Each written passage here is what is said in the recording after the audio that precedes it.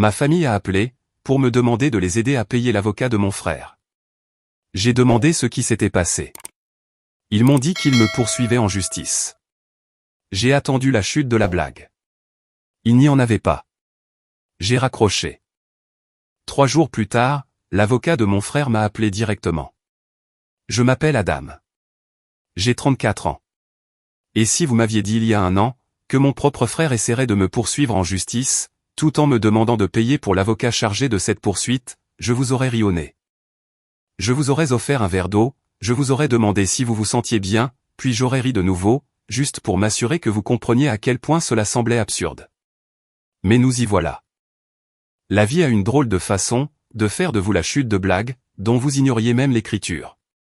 Laissez-moi revenir en arrière, et vous donner une vue d'ensemble, car cette histoire a besoin de contexte. J'ai grandi dans une petite ville, en banlieue de Knoxville, dans le Tennessee. Mes parents, Gail et Herschel, étaient le genre de personnes qui croyaient que la famille était primordiale. Et par primordial, je veux dire qu'ils croyaient que la famille était une excuse pour ne jamais fixer de limites, ne jamais dire non, et ne jamais tenir personne responsable de quoi que ce soit, tant que cette personne partageait votre nom de famille. Mon frère aîné, Sutton, a 2 ans de plus que moi. En grandissant, Sutton était l'enfant prodige. Il était le quarterback, le roi du bal de promo, le genre de gars qui entrait dans une pièce et faisait sourire chaque adulte dans un rayon de 15 mètres, comme s'ils avaient gagné à la loterie. Moi, j'étais le silencieux. Le gamin qui aimait lire, qui fabriquait des trucs dans le garage, qui gardait la tête baissée, et obtenait des notes correctes, sans que personne ne le remarque ou ne s'en soucie. Maintenant, je ne vais pas m'asseoir ici, et prétendre avoir eu une enfance tragique. Ce n'est pas le cas. Mes parents m'aimaient. Ils m'ont nourri, habillé, et ont assisté à suffisamment de mes activités, pour ne pas être qualifié de négligent. Mais il y avait toujours cette entente tacite dans notre maison, Sutton était l'événement principal, et j'étais la première partie, que personne n'était vraiment venu voir. Quand Sutton marquait un touchdown, toute la famille conduisait 3 heures pour aller le voir. Quand j'ai gagné l'Expo Science régionale, ma mère m'a dit « C'est bien, mon chéri ». Et elle est retournée repasser le maillot de Sutton. Ce n'était pas de la cruauté. C'était juste la gravité. Sutton était le fils. Et nous, les autres, gravitions autour. Après le lycée, Sutton a obtenu une bourse de football, pour une université d'État de niveau moyen.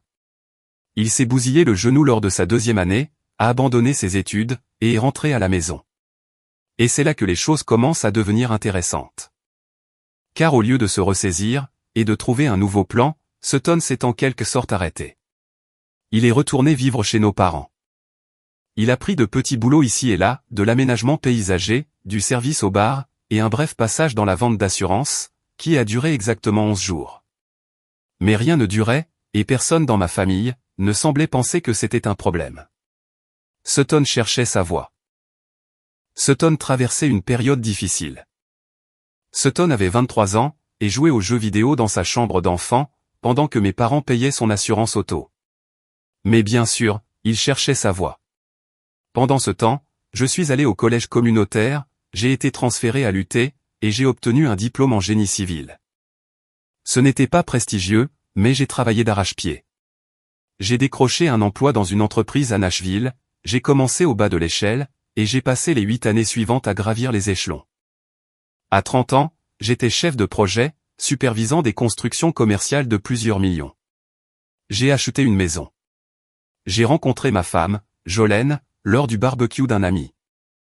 Elle est infirmière aux urgences, vive d'esprit, extrêmement drôle, et c'est le genre de personne qui peut analyser l'ambiance d'une pièce, plus vite que la plupart des gens ne lisent un menu. Nous nous sommes mariés il y a 2 ans. La vie était belle, vraiment belle.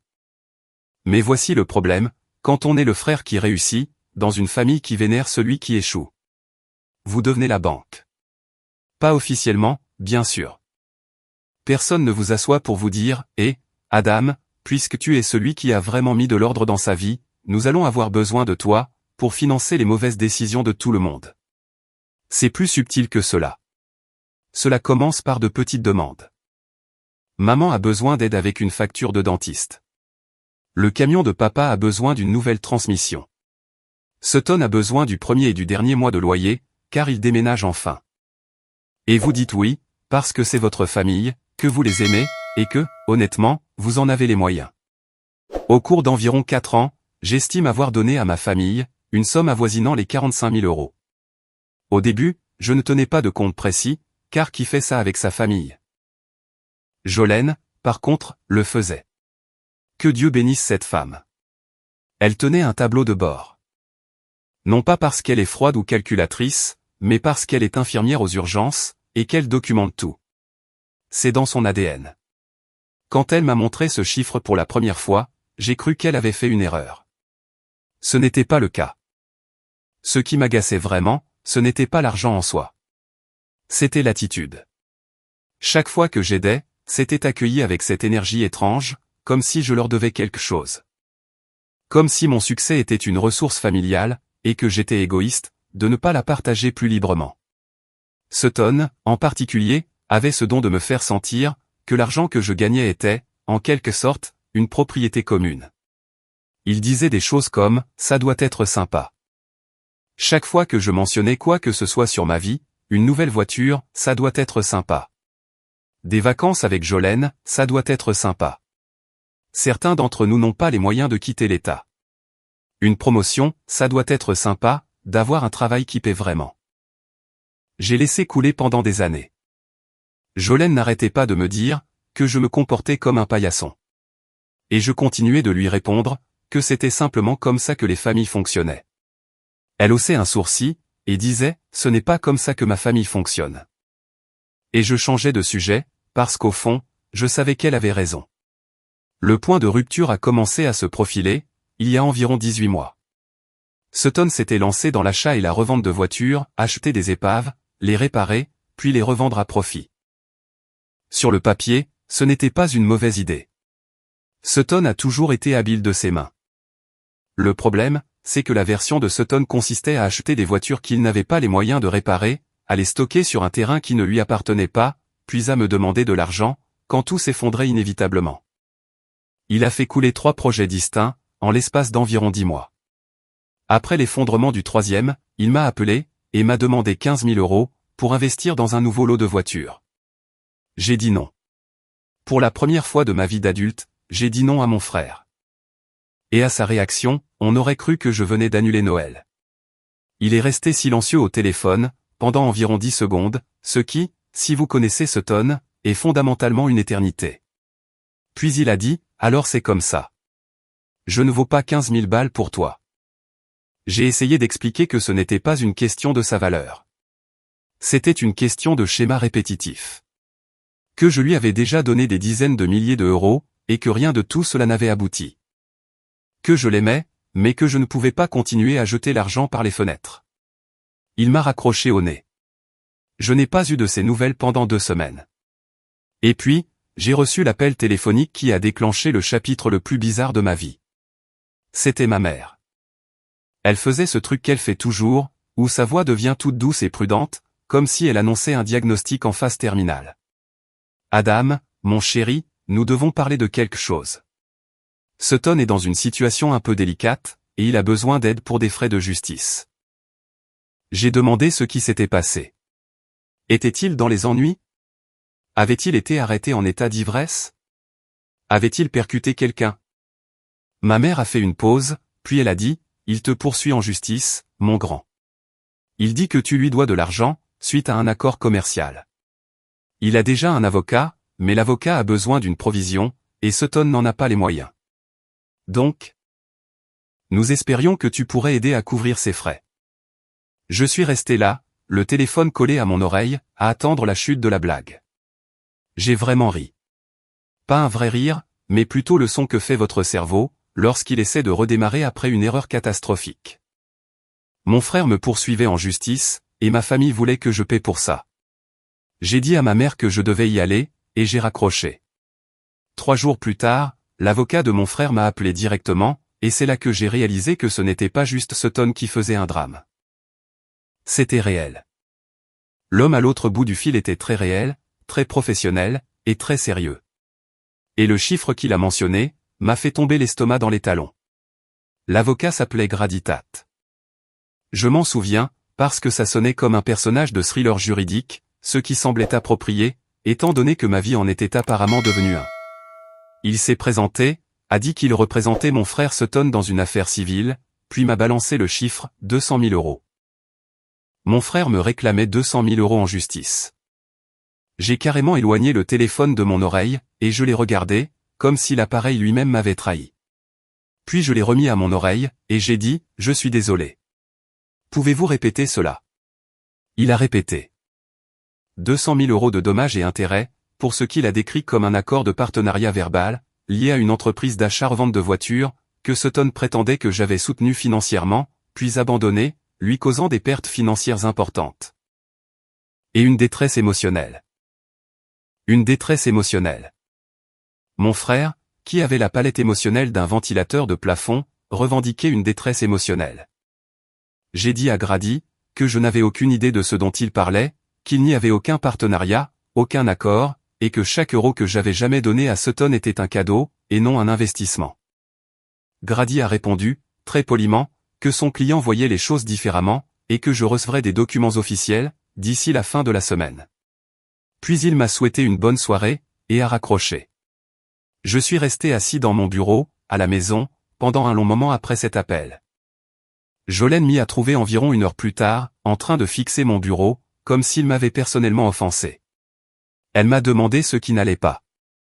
Et quand je lui ai raconté, elle n'a pas crié. Elle n'a pas eu le souffle coupé.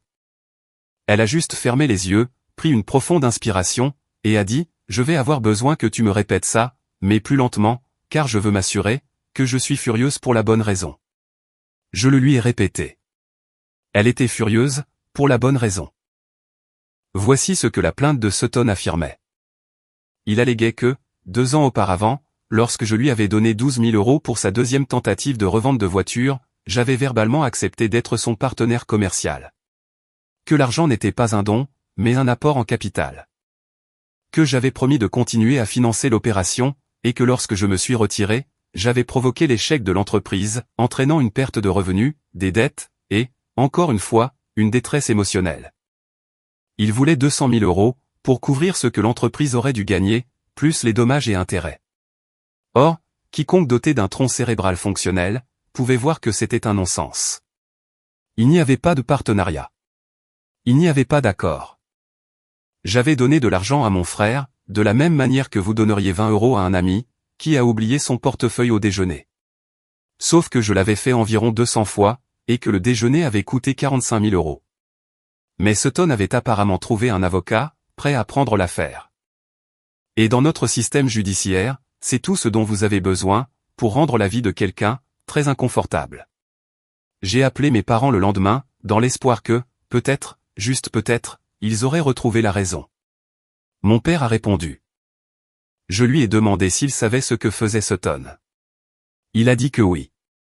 Je lui ai demandé s'il trouvait cela raisonnable. Il y a eu une longue pause. Et puis mon père a dit, eh bien, Adam, ton frère a l'impression que tu lui as fait une promesse, et que tu l'as rompue. Il souffre. Il a mal. J'ai répondu, il me poursuit pour 200 000 euros, papa. C'est moi qui devrais avoir mal. Mon père a soupiré, comme si j'étais celui qui n'était pas raisonnable. Fiston, tu sais comment est Sutton. Il a une idée en tête, et il fonce. Mais tout cela pourrait disparaître, si tu t'asseyais simplement avec lui, pour trouver un terrain d'entente. Peut-être lui donner ce dont il a besoin, pour se remettre sur pied.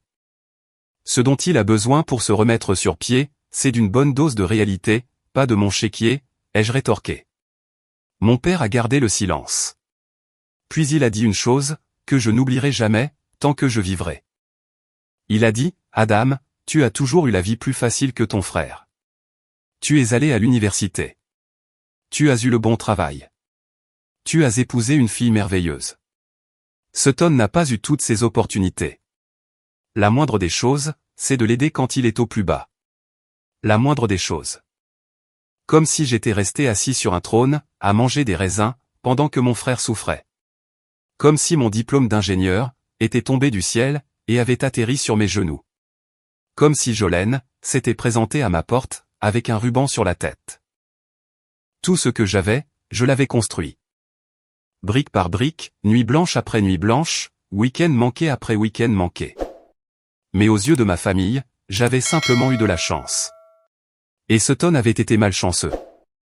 Et l'univers lui devait une réparation, qui devait apparemment sortir de mon compte en banque. J'ai raccroché au nez de mon père. Deuxième fois en une semaine que je raccrochais au nez d'un membre de la famille, un nouveau record personnel. Les semaines suivantes furent un brouillard de paperasse juridique, et d'anxiété. J'ai engagé ma propre avocate, une femme nommée Cordelia Voss, qui m'avait été recommandée par un collègue. Cordelia était exactement ce dont j'avais besoin. Elle était calme, directe, et avait cette façon d'expliquer les choses, qui vous faisait sentir que le sol était solide, même quand tout le reste tremblait. Elle a examiné la plainte de Sutton, et m'a dit, que dans son opinion professionnelle, c'était, juridiquement créatif, ce qui, je l'ai appris plus tard, était le jargon des avocats pour dire, c'est n'importe quoi, mais nous devons quand même nous en occuper. Le problème, a expliqué Cordelia, c'était que même une poursuite frivole, coûte de l'argent à défendre. Même si l'affaire de Sutton était rejetée, ce qui finirait par arriver selon elle, je dépenserais tout de même des milliers d'euros en frais d'avocat, en procédure de communication de pièces, en déposition, et en comparution au tribunal. L'avocat de Sutton espérait peut-être que je réglerais l'affaire à l'amiable, juste pour m'en débarrasser. C'est une tactique courante. Déposer une plainte scandaleuse. Parier que l'accusé préférera signer un chèque, plutôt que de gérer ce mal de tête. Pendant ce temps, ma famille est passée en mode pression maximale. Ma mère a appelé 3 fois en une semaine. Ne peux-tu pas simplement lui donner quelque chose, répétait-elle sans cesse. Ma tante Laurine a appelé, pour me dire que je déchirais la famille. Mon cousin Baudet m'a envoyé un message sur Facebook, disant que je devrais avoir honte. Pas un seul d'entre eux n'a reconnu, que c'était Sutton qui avait intenté le procès. Tous les doigts étaient pointés vers moi. Jolene a été mon roc, à travers tout ça. Elle rentrait à la maison après des gardes de 12 heures à l'hôpital, me trouvait en train de faire les 100 pas dans la cuisine, m'asseyait, et m'aidait à relativiser. Elle n'a jamais dit, pas une seule fois, je te l'avais bien dit. Même si elle en avait parfaitement le droit. Elle me tenait simplement la main, et disait, nous allons régler ça, ensemble. Mais voici la partie qui m'a vraiment anéanti. Environ un mois après le début de ce gâchis juridique, j'ai découvert comment Sutton parvenait à se payer graditat. Ma mère avait contracté une marge de crédit hypothécaire, sur la maison de mes parents. Mes parents, qui avaient tous les deux la soixantaine bien entamée, et vivaient avec un revenu fixe, avaient hypothéqué leur maison, pour financer le procès de mon frère contre moi. Quand je l'ai découvert, j'ai conduit jusqu'à chez eux. Je me suis assis à la table de leur cuisine, cette même table où j'avais mangé des céréales quand j'étais enfant, fait mes devoirs, et soufflé mes bougies d'anniversaire. Et j'ai regardé ma mère, et j'ai dit, « Maman, est-ce que tu comprends ce que tu as fait ?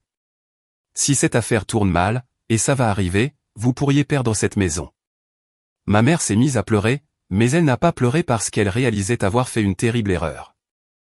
Elle a pleuré parce que j'étais méchant avec Sutton. Elle a dit, à travers ses larmes, que Sutton méritait une chance d'être entendu. Qu'il galérait depuis si longtemps, et que personne ne l'aidait. Que j'avais plus qu'assez pour partager. J'ai regardé mon père. Il fixait la table. Il n'a pas dit un mot. Je me suis levé, j'ai repoussé ma chaise, et je suis sorti de cette maison. Je me suis assis dans mon camion, dans leur allée, pendant un long moment, le moteur éteint et les vitres remontées, essayant de comprendre comment j'étais devenu le méchant, dans une histoire où j'étais le seul, à avoir jamais fait quoi que ce soit pour les autres. Le retour sur toute cette générosité, était un procès, et une famille qui me trouvait égoïste, de ne pas vouloir financer ma propre destruction. J'ai tourné la clé de contact, j'ai reculé hors de l'allée, et je suis rentré chez moi. Je n'ai pas pleuré. Je le voulais, mais les larmes ne venaient pas. C'était comme si mon corps avait décidé, que ces gens ne méritaient plus ça de ma part. Jolene m'attendait sous le porche, quand je suis arrivé. Elle a jeté un seul regard à mon visage, et a dit, à ce point-là. J'ai hoché la tête. Elle a passé son bras autour de moi, et m'a accompagné à l'intérieur. Cette nuit-là, allongé dans mon lit, fixant le plafond, j'ai pris une décision. J'en avais fini d'être le distributeur de billets de la famille. J'en avais fini d'être celui qui devait se montrer le plus mature. J'en avais fini d'absorber les problèmes des autres, pendant qu'ils me traitaient comme si j'étais le problème. Si mon frère voulait se battre, j'allais lui offrir une bagarre, mais pas celle à laquelle il s'attendait. Les semaines qui ont suivi mon départ de la maison de mes parents furent parmi les plus solitaires de ma vie. J'avais effectivement coupé tout contact avec ma famille entière. Pas d'appel, pas de texto, pas de dîner du dimanche. Ma mère a essayé de me joindre à quelques reprises, mais chaque message était une variante de « tout cela serait fini, si tu aidais simplement Sutton ». Donc, j'ai arrêté de les lire. Mon père a envoyé un seul texto, qui disait « appelle ta mère ». Et c'était tout. Aucun « comment vas-tu, fiston ?» Aucun « je suis désolé que cela arrive ». Juste une directive d'aller réconforter les personnes, qui essayaient activement de me soutirer 200 000 €. Un vrai candidat pour le prix du père de l'année. L'isolement m'a frappé plus durement que je ne m'y attendais. J'avais passé toute ma vie à être la personne sur qui on pouvait compter. Celui qui répondait présent, celui qui réparait les choses. Soudainement, je ne répondais plus présent pour personne, à l'exception de Jolene. Et bien qu'elle fût amplement suffisante, il y avait ce sentiment de vide dans ma poitrine, qui ne voulait pas disparaître. Comme si une pièce de ma maison avait été vidée du jour au lendemain, et que je continuais de passer devant la porte ouverte, en étant toujours surpris par ce vide. Le travail est devenu ma bouée de sauvetage. Je me suis jeté à corps perdu dans un énorme projet commercial, un développement à usage mixte en centre-ville, qui était le plus gros chantier que notre entreprise ait jamais entrepris. Mon patron, un homme pragmatique nommé Arlon, a remarqué les heures supplémentaires que je faisais. Il m'a pris à part un après-midi, et m'a dit, soit tu fuis quelque chose, soit tu cours vers quelque chose. Quoi qu'il en soit, ton travail a été exceptionnel, alors continue de faire exactement ce que tu fais. Arlon n'était pas du genre à fouiner, mais il était du genre à reconnaître l'effort. Et cette petite reconnaissance a signifié pour moi, bien plus qu'il ne le savait probablement. Jolene, pendant ce temps, construisait tranquillement notre défense, depuis la maison. Vous vous souvenez de ce tableau de bord qu'elle tenait? Elle l'a ressorti, a organisé chaque transaction que j'avais jamais faite pour ma famille, et a commencé à rassembler des documents, des relevés bancaires, des historiques Venmo, des textos où Sutton me remerciait de l'aider, sans jamais mentionner de partenariat une seule fois. Des messages vocaux de ma mère, demandant un petit prêt, qui n'avait jamais été remboursé. Jolene n'est pas le genre de femme qui se met en colère et crie. C'est le genre de femme qui se met en colère, et construit un système de classement. C'est honnêtement aussi terrifiant que magnifique. Cordelia, mon avocate, a examiné tout ce que Jolene avait compilé, et ses yeux se sont écarquillés. Votre femme est le rêve de tout assistant juridique, a-t-elle dit. C'est plus de documentation que ce que la plupart des gens m'apportent dans des litiges d'entreprise, sans parler des affaires familiales. Elle a expliqué que les textos étaient particulièrement précieux, parce qu'ils établissaient un modèle clair. Cadeau après cadeau après cadeau, toujours présenté comme une aide, jamais comme un investissement. Il n'y avait pas un seul texto, email ou document, nulle part, qui suggérait un partenariat commercial. Pas un seul. Cordelia a également fait quelques recherches sur l'avocat de Sutton, Grady Tate. Il s'est avéré que Grady dirigeait un petit cabinet, qui traitait principalement des affaires de blessures corporelles, le genre que l'on voit sur les publicités des bancs d'arrêt de bus. Il avait apparemment pris l'affaire de Sutton, sur la base d'honoraires de résultats modifiés, ce qui signifiait qu'il serait payé, seulement s'il gagnait, ou s'il trouvait un accord. C'était important, car cela signifiait que Grady avait une motivation financière, pour pousser à un règlement rapide, plutôt que d'aller jusqu'au procès. La stratégie de Cordelia était simple. Ne pas transiger. Ne pas scier. Les obliger à aller jusqu'au tribunal, où leur dossier s'effondrerait comme du carton mouillé. Pendant que les rouages judiciaires tournaient lentement, je me suis concentré pour me vider la tête. Jolene m'a suggéré de parler à quelqu'un. En temps normal, j'aurais balayé l'idée d'un revers de main, car je suis un homme de 34 ans originaire du Tennessee, et nous sommes génétiquement programmés pour croire que la thérapie consiste simplement à se plaindre, tout en payant une franchise. Mais elle m'a lancé ce regard, celui qui signifie qu'elle ne fait pas vraiment une suggestion. Elle m'informait de ce qui allait se passer. Et j'ai pris rendez-vous. Ma thérapeute s'appelait Reine. Elle avait environ 60 ans, possédait des lunettes de lecture, qu'elle ne mettait jamais vraiment sur son nez, et elle avait cette façon de poser une question, qui vous faisait réaliser que vous vous étiez menti à vous-même, pendant des années. Lors de notre 3e séance, elle m'a posé une question, qui a en quelque sorte reprogrammé mon cerveau. Elle a dit, « Adam, à quand remonte la dernière fois, où quelqu'un de votre famille vous a demandé comment vous alliez, sans faire suivre cela d'une demande pour obtenir quelque chose ?» Je suis resté assis là, essayant de trouver une réponse. J'ai passé en revue des années d'appels téléphoniques, de visites, de vacances, et je n'ai pas pu en trouver une seule. Pas une seule fois. Chaque conversation, chaque interaction, chaque moment de connexion avait été transactionnel.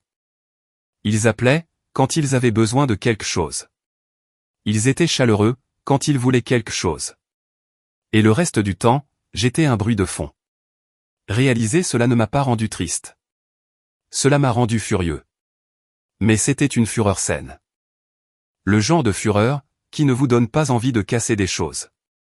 Ça vous donne envie, de construire des choses meilleures. Et c'est exactement ce que j'ai fait. J'ai commencé à investir en moi-même, d'une manière que je repoussais depuis des années. J'ai suivi une formation en développement du leadership, par le biais de mon travail.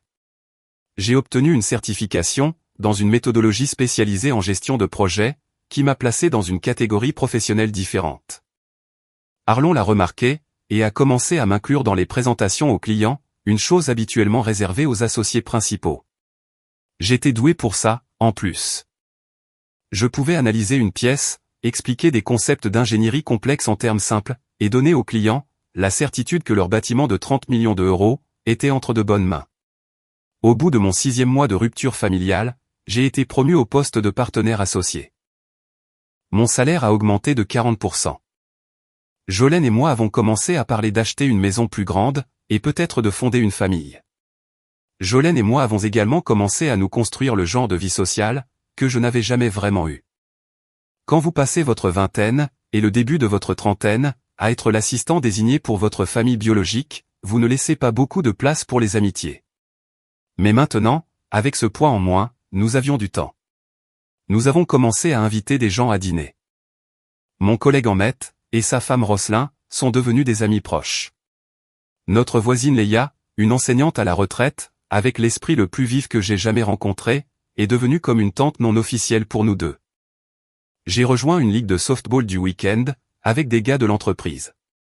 Pour la première fois de ma vie, j'avais une communauté, qui ne tournait pas autour de l'obligation et de la culpabilité. Toute l'ironie de la situation ne m'a pas échappé. Ma famille m'avait traité comme si je n'étais rien sans eux. Comme si me couper de la famille, allait me dévaster. Au lieu de cela, les perdre, avait été comme retirer un gilet lesté, que j'ignorais porter. Je pouvais respirer. Je pouvais me tenir droit. Je pouvais exister, sans le bourdonnement constant des besoins de quelqu'un d'autre, venant étouffer les miens. Environ 8 mois plus tard, j'ai reçu un appel de ma cousine Waverly. Or, Waverly était le seul membre de la famille, qui ne m'avait jamais rien demandé. Elle était plus jeune, vivait dans le Colorado, et avait toujours été une sorte de mouton noir de la famille élargie, ce qui, rétrospectivement, signifiait probablement qu'elle était la plus équilibrée. Elle a appelé pour me dire que les choses à la maison devenaient difficiles. Le procès de Sutton s'enlisait. Graditat avait apparemment réalisé que le dossier était beaucoup plus faible que ce que Sutton avait présenté, et il commençait à prendre peur. Pendant ce temps, la situation financière de mes parents se détériorait. La marge de crédit hypothécaire qu'ils avaient contractée accumulait des intérêts, et ma mère avait apparemment commencé à vendre des meubles, pour effectuer les paiements. Waverly n'appelait pas pour me culpabiliser. Elle a été très claire là-dessus. Elle m'a dit, je ne te dis pas ça, parce que je pense que tu devrais faire quoi que ce soit pour y remédier. Je te le dis, parce que tu mérites de savoir ce qui se passe, et parce que personne d'autre dans cette famille n'est honnête avec toi. Je l'ai remercié pour cela. Je le pensais sincèrement. L'honnêteté était devenue une monnaie rare dans ma famille, et Waverly venait juste de faire un dépôt généreux. Cordelia m'a appelé quelques jours plus tard, avec une mise à jour. La procédure de communication de pièces était en cours, et le camp de Sutton n'avait presque rien produit. Aucun accord écrit, aucun email discutant des termes du partenariat, aucun contrat, rien. Juste la parole de Sutton contre la mienne. De son côté, Cordelia avait soumis la documentation de Jolène, les 47 pages en entier, plus mes relevés bancaires, ainsi qu'une chronologie montrant que chaque paiement unique était un don à sens unique, sans aucune attente de retour. Nous sommes en très bonne posture, a déclaré Cordelia. Mais je veux vous parler de quelque chose. Nous en avons assez ici, non seulement pour gagner cette affaire, mais pour déposer une demande conventionnelle. Votre frère a intenté un procès frivole, qui vous a coûté des frais juridiques importants. Ainsi qu'une détresse émotionnelle. Nous pourrions le poursuivre pour ses coûts, et même plus. Je lui ai dit que j'allais y réfléchir. Je suis rentré chez moi, et j'en ai parlé à Jolene. Elle était assise sur le canapé, avec un verre de vin, et notre chien, un beagle paresseux nommé Hank, affalé sur ses genoux. Je lui ai raconté ce que Cordelia avait dit. Jolene m'a regardé pendant un long moment. Puis elle a dit, « Tu sais ce que j'en pense ?» J'ai peur de demander. Elle a souri. Je pense que ton frère a allumé un feu dans ton jardin, et qu'ensuite, il s'est plaint que la fumée le dérangeait. Et je pense qu'il est temps que tu lui fasses sentir la chaleur. C'était tout ce que j'avais besoin d'entendre. J'ai dit à Cordelia d'aller de l'avant avec la plainte reconventionnelle. Elle n'a pas hésité. En moins d'une semaine, elle l'a rédigée, révisée, et tenue prête à être déposée. La plainte reconventionnelle alléguait un abus de procédure, et demandait le remboursement de tous les frais juridiques, que j'avais engagés pour me défendre contre la plainte de Sutton, plus des dommages et intérêts pour le temps, le stress, et la perturbation professionnelle causée par cette plainte frivole. Le total que nous réclamions s'élevait à 85 000 €. Pas 200 000, comme le chiffre fantaisiste de Sutton, mais un montant réel, documenté et justifiable, basé sur des coûts réels, et un préjudice réel. Cordelia a également ajouté quelque chose, que je n'avais pas envisagé. Elle a inclus une comptabilité détaillée de chaque euro, que j'avais jamais donné à ma famille, soit un peu plus de 45 000 €, et l'a présenté comme un contexte pertinent, pour démontrer un schéma de soutien financier de longue date, que Sutton avait exploité, puis utilisé comme arme. Elle ne demandait pas le remboursement de cet argent. Pas techniquement, mais elle s'assurait que le tribunal comprenne exactement qui avait été généreux, et qui avait été ingrat. C'était chirurgical, et c'était dévastateur. Le jour où la demande reconventionnelle a été déposée, j'ai reçu un appel de ma mère, avant même que le soleil ne se couche. Elle était hystérique. « Adam, qu'est-ce que tu fais ? Tu vas détruire ton frère. Tu vas détruire cette famille. » J'ai gardé une voix calme. J'avais pratiqué cela avec Ren, ma thérapeute, et j'étais prêt. « Maman, Sutton m'a poursuivi en justice. Il a déposé une plainte, affirmant que je lui devais 200 000 €. Je n'ai pas commencé tout ça, mais je vais le terminer. »« Mais c'est ton frère, » a-t-elle dit, comme si c'était une défense légale. « Et je suis ton fils, » ai-je répondu.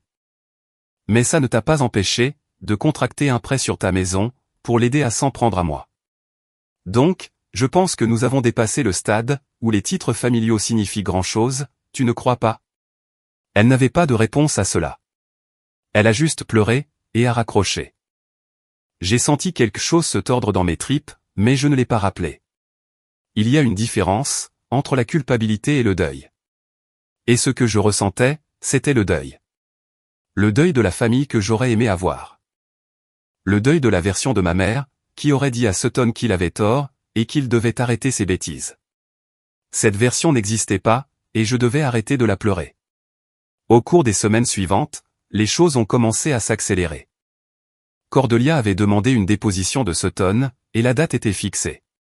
Elle a passé 2 soirées à me préparer à ce qui m'attendait, mais elle m'a également dit quelque chose d'intéressant.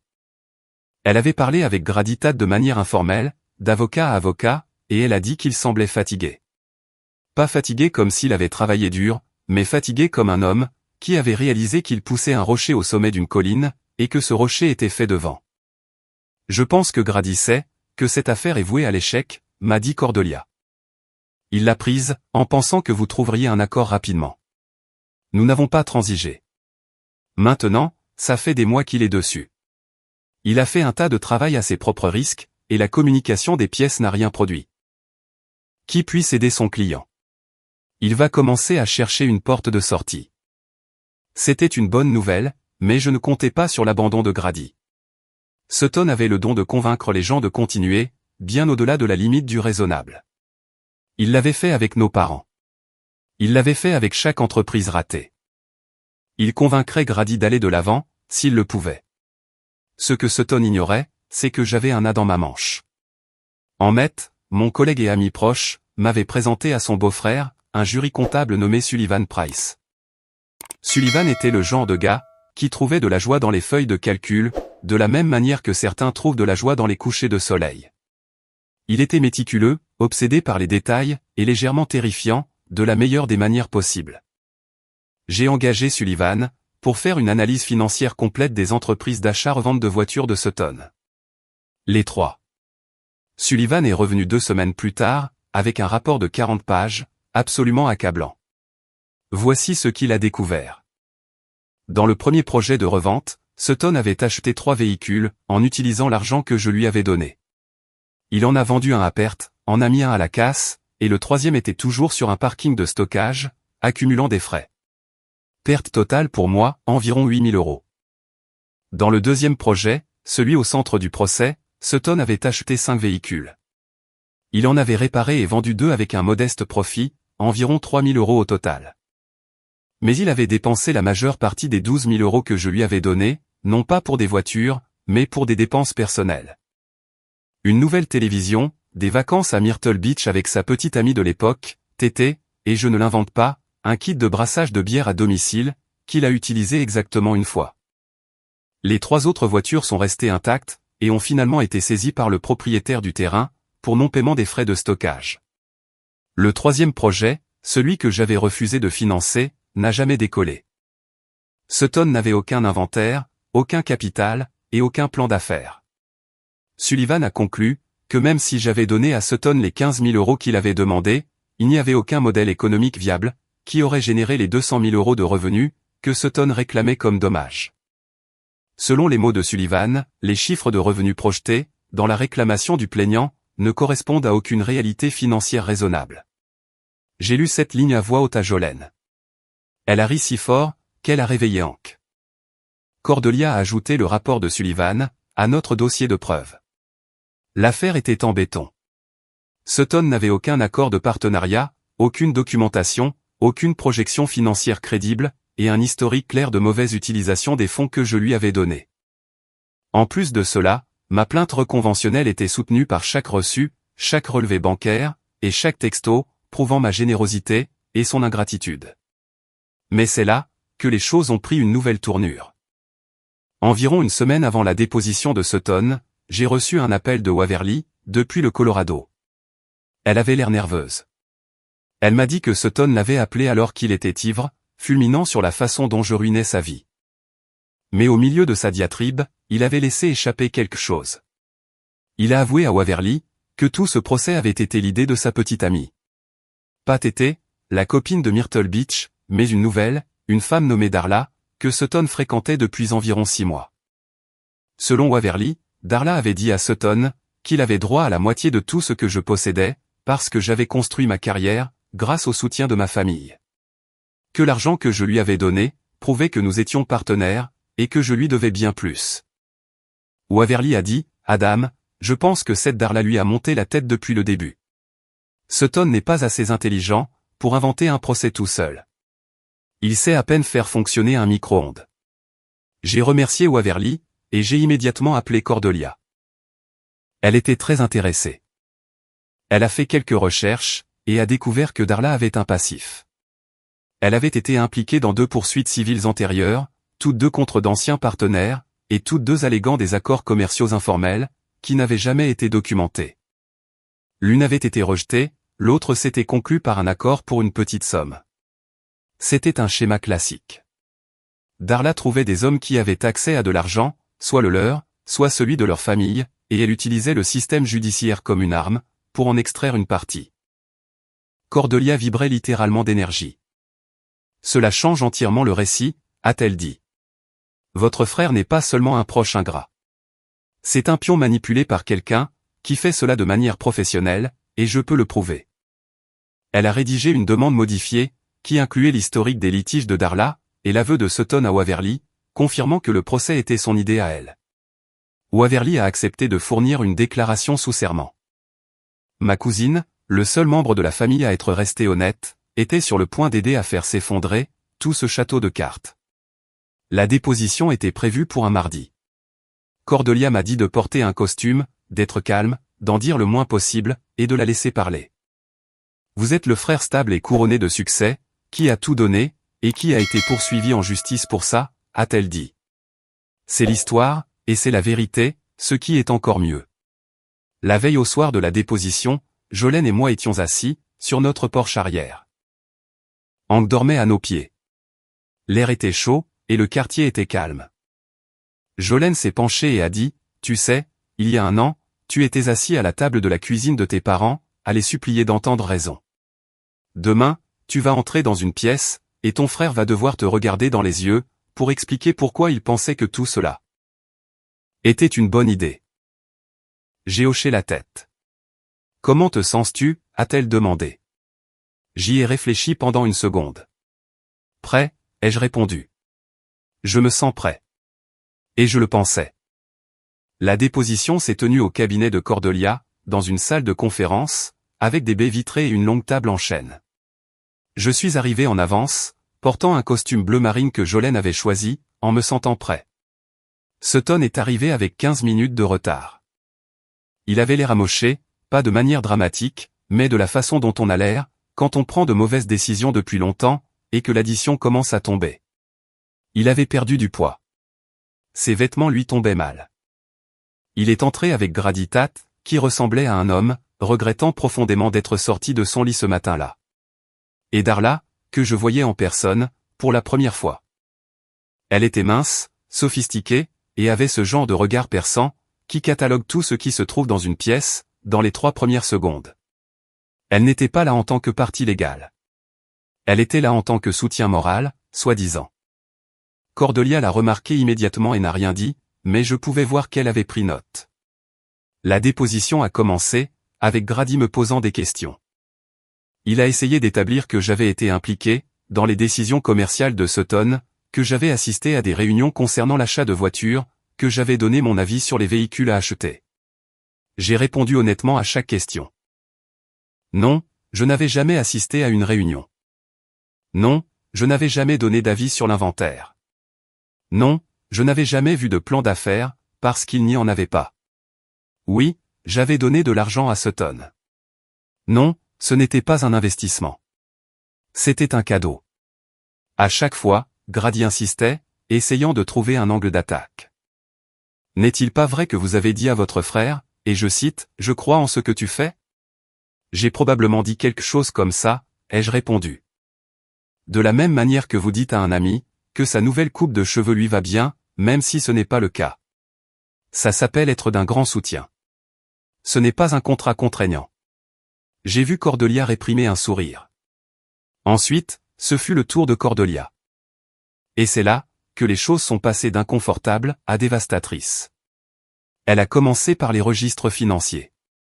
Elle a détaillé à Sutton chaque euro que je lui avais donné, les fameux 45 000 et quelques sur 4 ans, et lui a demandé d'identifier quels paiements étaient des investissements, et lesquels étaient des cadeaux. Sutton a balbutié. Il a dit que c'était un mélange des deux. Elle lui a demandé d'être précis. Il n'a pas pu.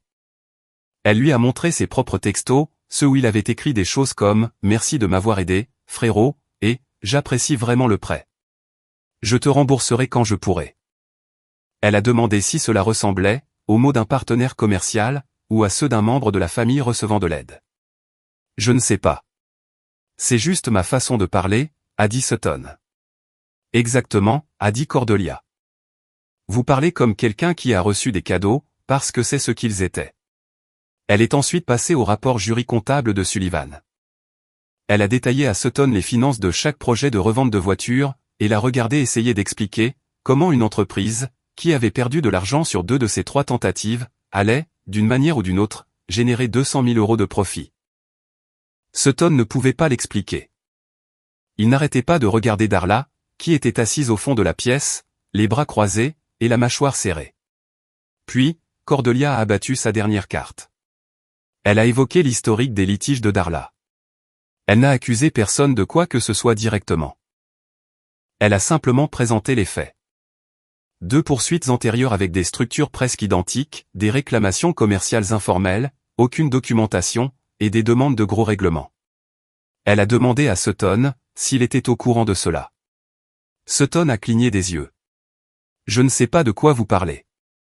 Cordelia a dit, je vous demande si vous saviez, que la femme qui vous a suggéré d'intenter ce procès, a fait exactement la même chose 2 fois auparavant, avec 2 hommes différents. La pièce est devenue très silencieuse. Grady a bougé sur sa chaise. Darla s'est levée et a dit, ce n'est pas pertinent. Je ne suis pas une partie dans cette affaire. Cordelia ne l'a même pas regardé. Vous avez raison. Vous n'êtes pas une partie dans cette affaire, mais votre influence sur le frère de mon client est documentée, et cela fait partie du schéma, que nous avons l'intention de présenter au tribunal. Darla est sortie de la pièce. Sutton l'a regardé partir, et pour la première fois, depuis que tout ce gâchis avait commencé, il a eu l'air effrayé. Pas en colère, pas sur la défensive, mais effrayé, comme un gamin qui vient de réaliser, que la personne qu'il suivait, ne connaissait pas vraiment le chemin du retour. La déposition s'est terminée environ 1 heure plus tard. Grady a demandé une suspension de séance, puis a demandé à parler avec Cordelia en privé. J'ai attendu dans le hall avec Jolene, qui avait pris sa journée pour être là. Elle m'a tenu la main et n'a pas dit un mot. Elle n'en avait pas besoin. Cordelia est ressortie 20 minutes plus tard. Elle faisait ce truc qu'elle fait, où elle est clairement excitée, mais essaie de garder son calme professionnel.